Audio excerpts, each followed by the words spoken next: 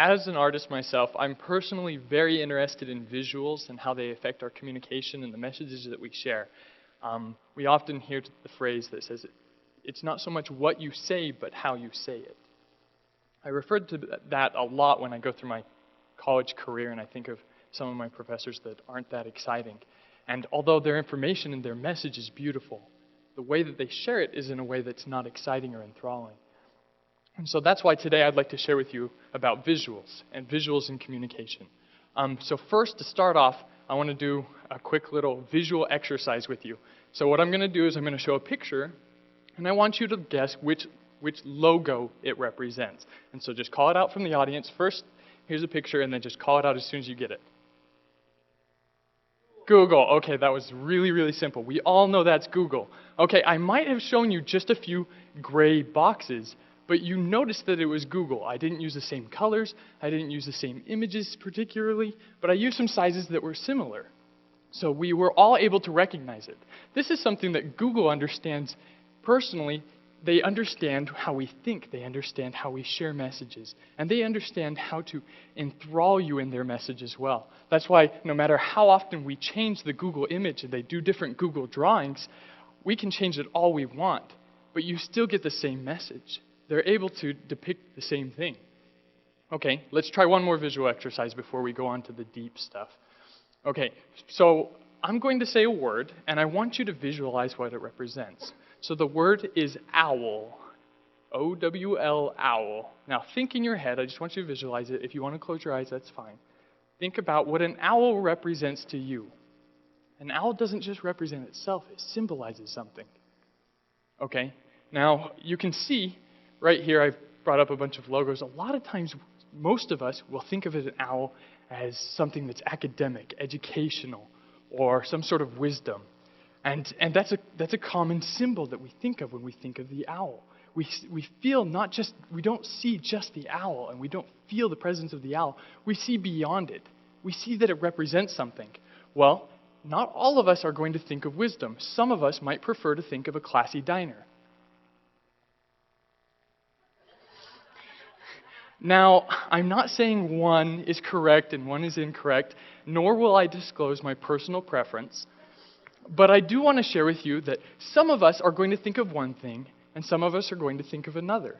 Symbols in this kind of visual interest and this field really affect who we are and the message that we share.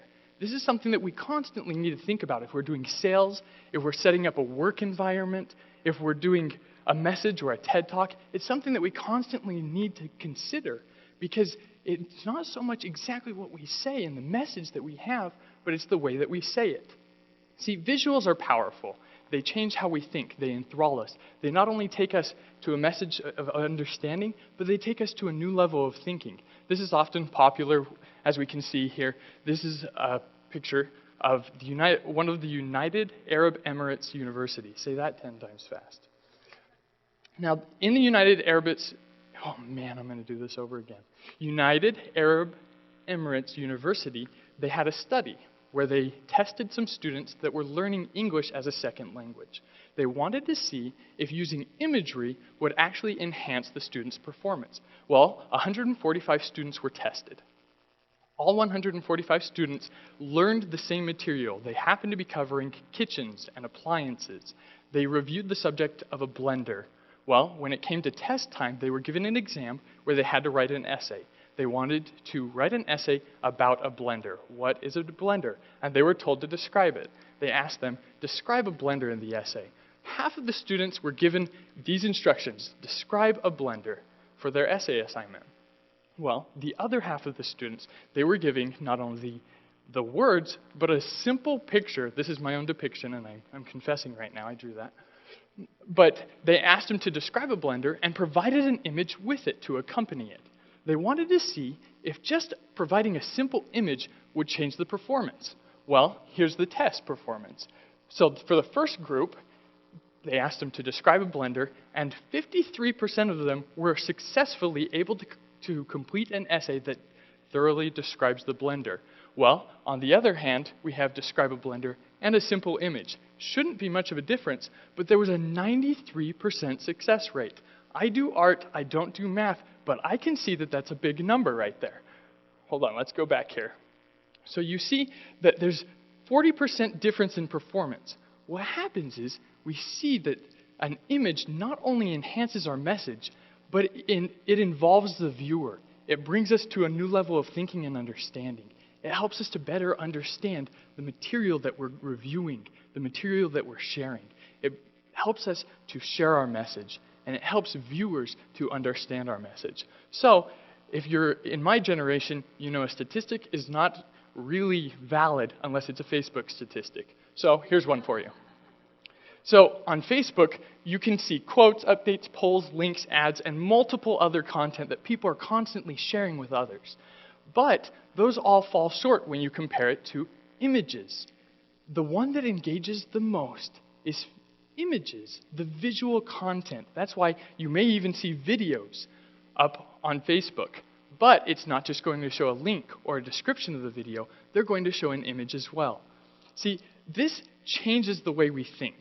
It actively involves the person. It helps us to engage. It helps us to understand. And it spreads the message more clearly. It helps us to not only share what the message is, but it shares it in a way we better understand it. Let's say you go to a friend's house or someone's house, maybe you don't know them, and they say, please do not pet the gentle house cat. Okay, if I see someone's wall that says, please do not pet the gentle house cat, and I have yet to see the cat, the first thing I do is revert back to my 4-year-old thinking and think, oh, now I got to pet that cat. Okay, so it's a warning sign. It's something that they're trying to tell you, but it's not as believable. As a matter of fact, it's enticing me to pet it after they say that. Well, then you see the house cat. And you think to yourself, okay, why am I thinking differently now? I don't know anybody in the world that's going to convince me to pet this house cat. But what you see here is that not only is it the message that they're trying to send, but the visual that enhances the message, that enriches the message, that, like I said, takes us to a new plane of thinking and understanding. And I'm going to illustrate this in a more powerful and deeper way with a friend of mine. I think of him as a personal friend because I've studied him. And his name is Jonas Salk. Jonas Salk, he used to be a medical researcher in Pittsburgh. He had a basement laboratory, and if you've ever lived in a basement, it's not that exciting. And it's not that visually enthralling either, especially in Pittsburgh. And I hope I don't offend anybody from Pittsburgh. But you see that this man, his whole dream was to be able to find a cure for polio, to find some sort of vaccine or anything that he could. Well, in his basement laboratory in Pittsburgh, there wasn't a lot of progress. He felt really, really bad about this. He decided he was going to take just a little adventure and take a break from his medical research, and he visited a monastery in Italy. Well, while he was in Italy, he was enjoying the beautiful verandas, the views, the vistas, and the beautiful architecture of this monastery. He found that floods of new ideas came into his mind and in his heart. He felt that this beautiful scenery and this beautiful experience that he was visualizing with his eyes was changing his way of thinking and elevating his thought. So he went home and took one of those ideas that fueled into a spark, and that spark became the vaccine for polio. This is back in the 1950s when this was a pandemic. Well, he found the vaccine, he developed it, and he was able to help cure polio. Well, with the money that he was able to earn from that, he actually decided that instead of putting it back into more medical research, he was going to build a research institution, now known as the Salk Institute in San Diego.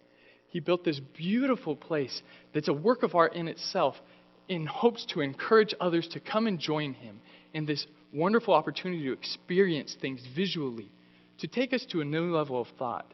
I share this message with you because I know that visuals are powerful. As an artist myself, I've seen them change the way that people view things. And I hope that all of us can consider that in all of our different professions or all the different things we pursue, because I know that visuals can change the way we think, they can enlighten us, they can heighten our senses, and they can change the world as well. Thank you.